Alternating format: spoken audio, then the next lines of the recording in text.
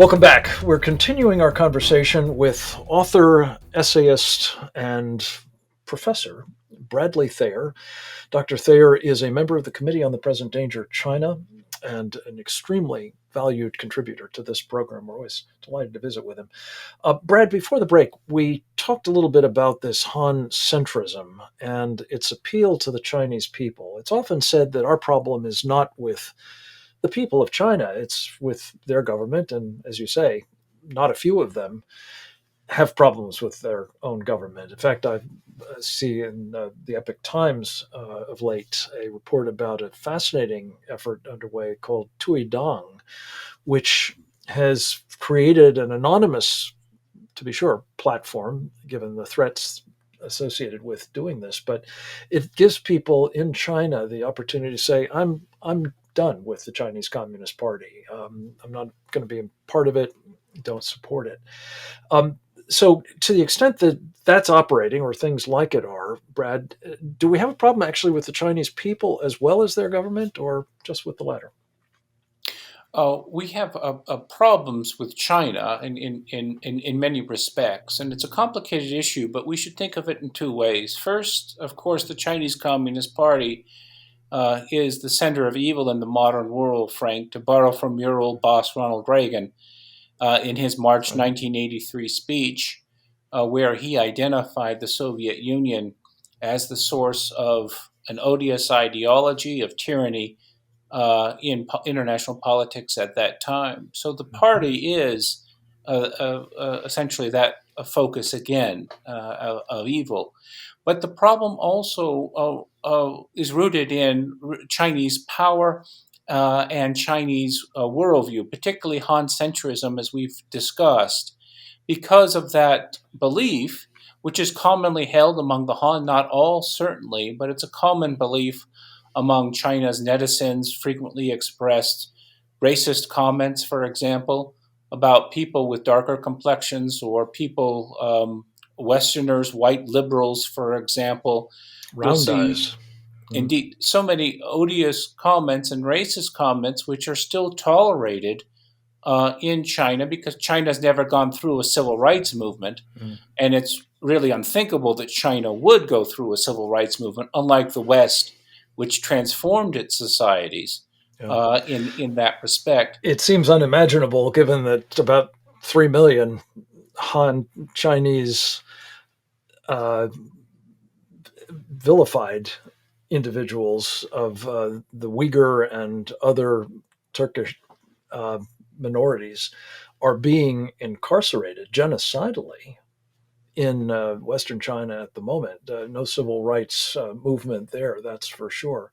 But finish your thought on good news or bad news here with respect to the Chinese people. They've got this cultural disposition, this historical view of themselves.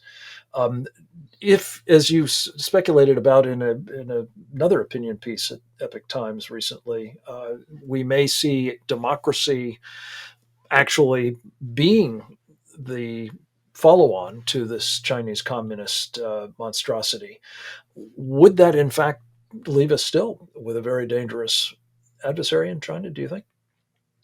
Well, it would be if the Chinese Communist Party were to fall and China were to become a democracy, certainly big ifs. But if we Mm. think through that, it helps us discern really um, what are the causes of tension between the United States and China. And if China were to become a democracy, uh, as a democracy, China would reflect Han centrism, the belief that the Han are superior.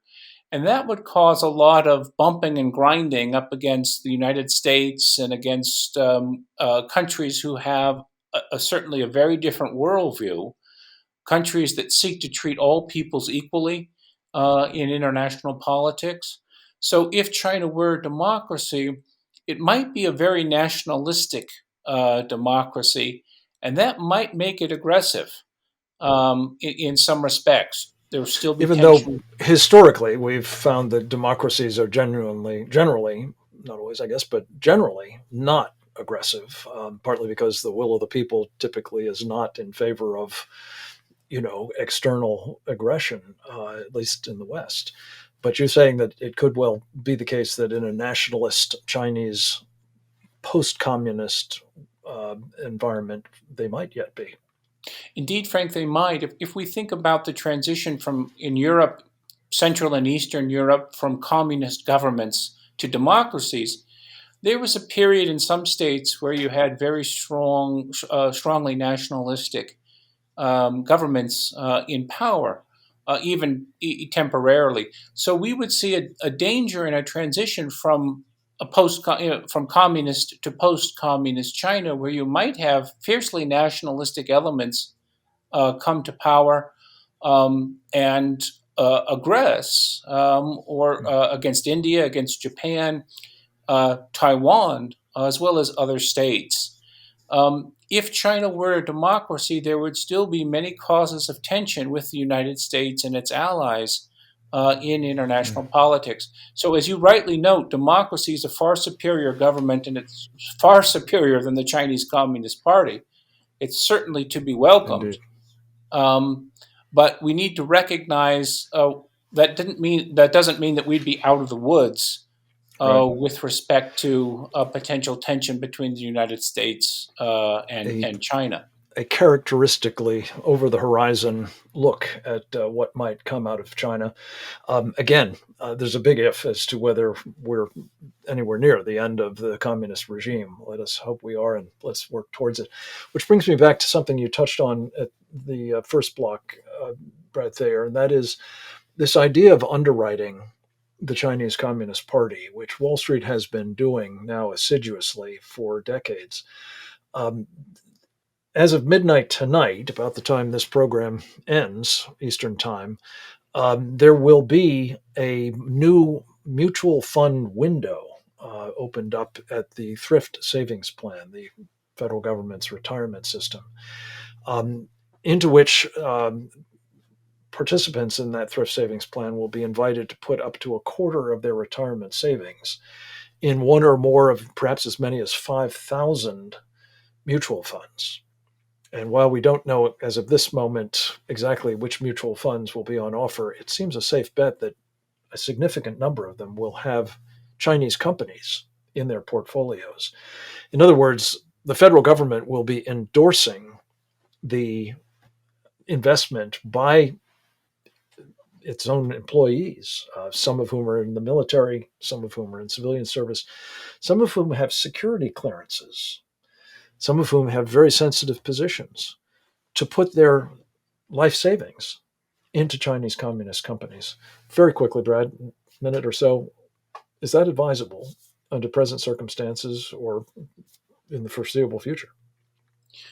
Frank, it's strategic idiocy, and sadly, it's the result of a major problem that we have with our capital markets, allowing Chinese entities to raise money and thus support China's the expansion of China's power and its ability to conflict with the United States and conceivably fight the United States. So, as you've identified, Frank, and have stressed, this is a latest example, but this is the hill that we essentially need to identify and stop so that U.S. governmental employees are not funding Chinese firms, which are making China stronger, and the United States relatively weaker as a consequence of it.